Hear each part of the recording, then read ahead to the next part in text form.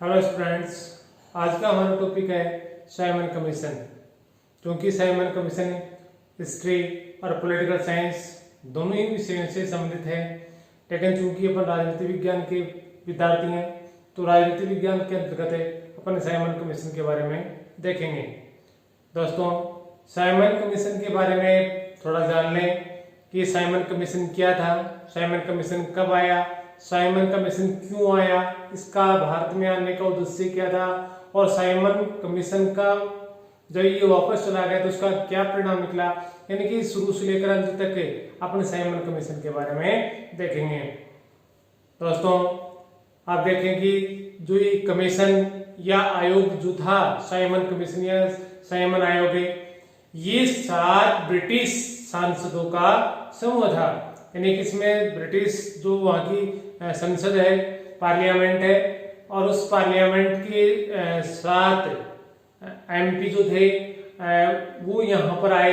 यानी कि आप कह सकते हैं कि जो ये साइमन कमीशन भारत में आया, इसमें 7 सदस्य थे और सातों के सातों ही अंग्रेज थे, यानी कि ब्रिटिश सरकार के संसद थे, जिसका गठन है वो 8 नवंबर 1927 को संविधान सुधारों के अध्ययन के लिए किया गया था। दोबारा सुन लीजिए, साइमन कमीशन है ये 7 ब्रिटिश सांसदों का समूह था, जिसका गठन है 8 नवंबर 1927 में संविधान सुधारों के अध्ययन के लिए किया गया था। और इसका मुख्य कार्य जो था वो ये था, मॉन्टेग्यू चेम्सफोर्ड जो कि 1919 का अधिनियम था, उसके सुधारों की जांच करना था।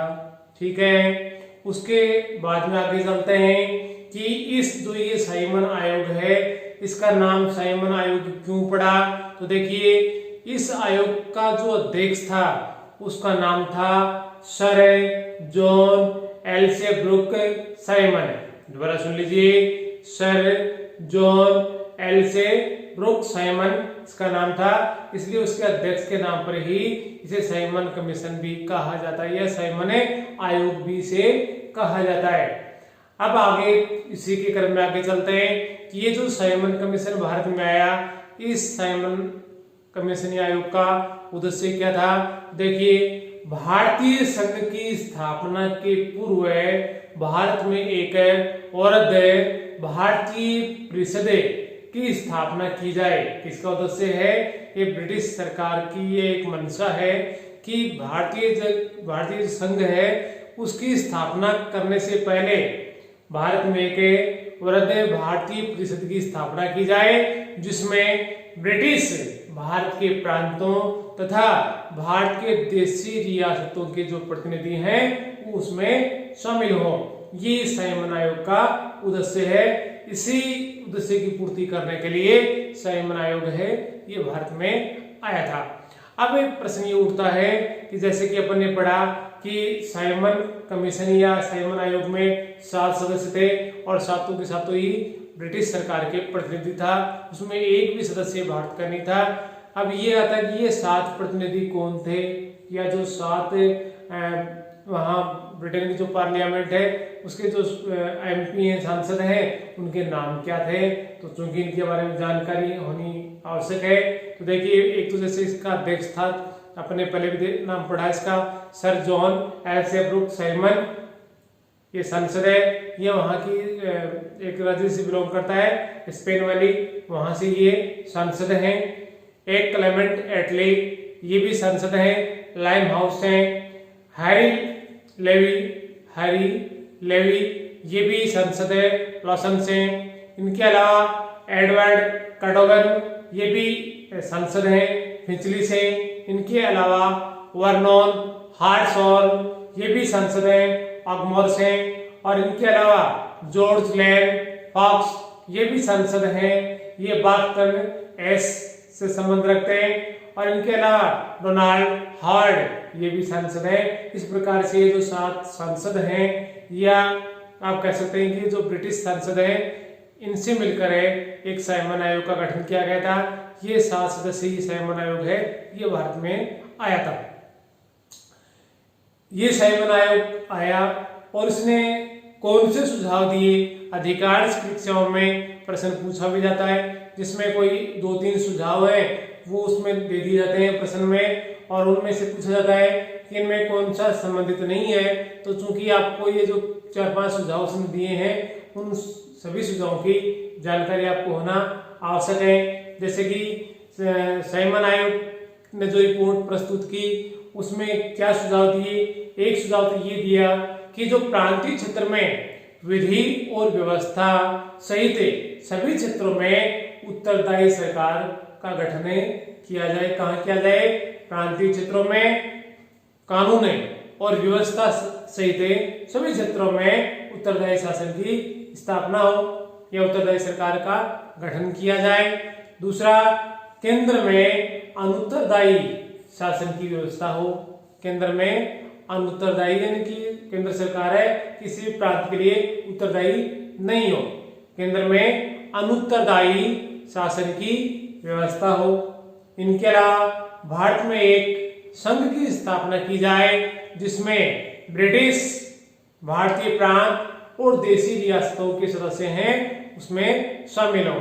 ये एक महत्वपूर्ण था, जिसमें एक संघ की स्थापना की बात कही गई और उसमें ब्रिटिश, भारतीय प्रांत और देशी रियासतों को सम्मिलित किया जाने की बात इसमें कही गई है, जिसका एक परिणाम था कि जब 1935 का अधिनियम आया तो उसमें इन बातों को शामिल किया गया था। वायसराय और प्रांतीय गवर्नर को विशेष शक्तियां दी जाएं और एक लचीले संविधान का निर्माण किया जाए। इस प्रकार से साइमन आयोग ने ब्रिटिश सरकार को ये सुझावों की रिपोर्ट है वो प्रस्तुत की। ठीक है, ये अधिकांश प्रश्न है, इन्हीं में से पूछ लिए जाते हैं। अब उसके बाद में ये आता है, ये जो साइमन कमीशन था उसका विरोध भारतीयों ने किस प्रकार से किया, और इसमें लाला लाजपत राय की मृत्यु हो जाती है और उसके बाद में इसकी क्या परिणाम हुए। थोड़ा सा ज्यादा महत्वपूर्ण तो नहीं है, लेकिन थोड़ा इसको देख लेते हैं कि क्योंकि इस साइमन कमीशन के सभी सदस्य अंग्रेज थे और उसमें एक भी भारतीय को शामिल नहीं किया गया, तो ये एक तरह से भारतीय लोगों का अपमान था। 1927 में मद्रास, चूंकि मद्रास को आज चेन्नई के नाम से जानते हैं, तो मद्रास में एक अधिवेशन का आयोजन किया गया जिसमें सर्वसम्मति से निर्णय लिया गया कि साइमन कमीशन का बहिष्कार किया जाए। और विशेष बात ये थी कि उसमें जो मोहम्मद अली जिन्ना के नेतृत्व में जो मुस्लिम लीग थी, उस मुस्लिम लीग ने भी साइमन कमीशन के बहिष्कार करने का फैसला लिया। किसने? मुस्लिम लीग ने। 3 फरवरी 1928 याद रखिएगा, साइमन कमीशन भारत पहुंचा और जैसे ही ये पहुंचा अनेक प्रांतों में जहां जहां भी ये गया वहां पर इनका जबरदस्त विरोध किया गया। इनको काले झंडे दिखाए गए। पूरे देश में Simon go back, Simon go back, Simon वापस जाओ, साइमन वापस जाओ के नारे लगने लगे। 30 अक्टूबर 1928 को, क्योंकि उस समय अलग अलग स्थानों पर इसके बहिष्कार किया जा रहा था, विरोध किया जा रहा था।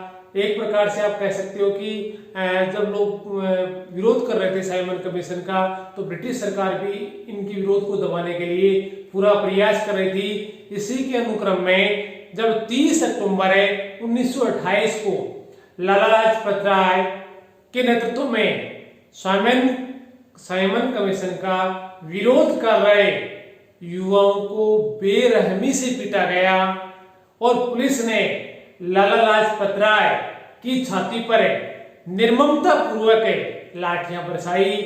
वो बुरी तरह से घायल हो गए थे और चूंकि उनकी मृत्यु हो जाती है, लेकिन मृत्यु होने से पहले वो एक बात कहते हैं। क्या कहते हैं? कि आज मेरे ऊपर, कौन कह रहा है? लाला लाजपत राय कह रहे हैं कि आज मेरे ऊपर बरसी हर एक लाठी की चोट अंग्रेजों की ताबूत की कील साबित होगी। और उसके कुछ समय पश्चात यानी कि 17 नवंबर 1928 को लाला लाजपत राय की मृत्यु हो जाती है। क्योंकि लाला लाजपत राय जो भगत सिंह है, आजाद है, इनके जैसे जो राजगुरु सुखदेव जैसे लोग क्रांतिकारी थे वो उनको लाला लाजपत राय को बहुत मानते थे, तो उनकी मृत्यु होने पर उन्हें बहुत ठेस पहुंचती है और उन लाला जी का बदला लेने का वो प्रयास करते हैं। अब बदला किस प्रकार से लेते हैं वो देखिए। जैसे कि मैंने भी नाम बताया, भगत सिंह और उनके मित्र जो क्रांतिकारी थे, उनकी दृष्टि में लाला लाजपत राय की मृत्यु होना या अंग्रेजों के द्वारा उनकी हत्या करना एक राष्ट्रीय अपमान के बराबर था, और जिसका प्रतिशोध उन्होंने खून के बदले खून के सिद्धांत पर लिया जा सकता था। उनकी यह मानसिकता थी कि जैसा अंग्रेजों ने किया हमें भी उन्हीं का अनुसरण करना चाहिए। तो भगत सिंह, आजाद, राजगुरु, सुखदेव, जयगोपाल आदि को इसकी जिम्मेदारी दी गई। किसकी? लाला लाजपत राय की हत्या का जो बदला लेने की जो बात कही गई थी उसकी जिम्मेदारी उन्होंने दी गई। और इसके लिए उन्होंने क्या किया, उस समय जो कोर्ट था, ब्रिटिश सरकार उसी के नेतृत्व में कार्य कर रही थी और क्रांतिकारियों का मानना था कि इस कोर्ट के निर्देशन में ही लाला लाजपत राय की हत्या की गई। तो उन्होंने इस कोर्ट को मारने का फैसला किया, लेकिन गलती से इस कोर्ट के स्थान पर सैंडर्स की हत्या हो गई, जो उसमें डिप्टी कमिश्नर के पद पर था। सैंडर्स की हत्या हो जाती है। अब चूंकि हत्या तो उनसे हो गई, लेकिन फिर भी जो ये क्रांतिकारी हैं, इन्होंने उनमें एक अलग ही प्रकार की देश को आजाद कराने की, अंग्रेजों से बदला लेने की आग भड़क उठी थी और जल उठी थी। और इसी के उन्होंने केंद्रीय असेंबली में बम कांड किया। इनके अलावा जैसे कि उन्होंने पहले सैंडर्स की हत्या कर दी थी, तो इन क्रांतिकारियों पर दो प्रकार के मामले अभियोग चलाया गया। एक तो केंद्रीय असेंबली में उन्होंने जो बम फेंका था उसके लिए, और एक सैंडर्स की जो हत्या की गई थी उनके लिए मुकदमा चलाया गया। और भगत सिंह, राजगुरु और सुखदेव को अल्पायु में ही उनके अपराध के लिए उन्हें दंडित कर दिया गया, फांसी पर लटका दिया गया। तो ये इस प्रकार से साइमन कमीशन आया और किस प्रकार से ये समाप्त हुआ, अपने इसमें वीडियो देखा।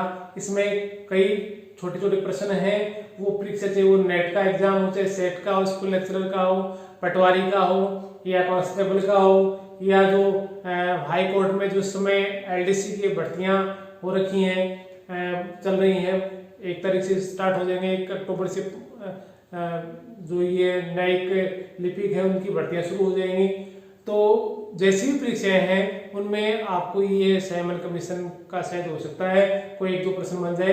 अभी जो 10-15 मिनट का अपन ने देखा वीडियो, इसी में से ही कोई प्रश्न अगर साइमन कमीशन का आता है तो इसी में से आ जाएगा, अलग से कुछ नहीं आपको पढ़ने को मिलेगा। धन्यवाद।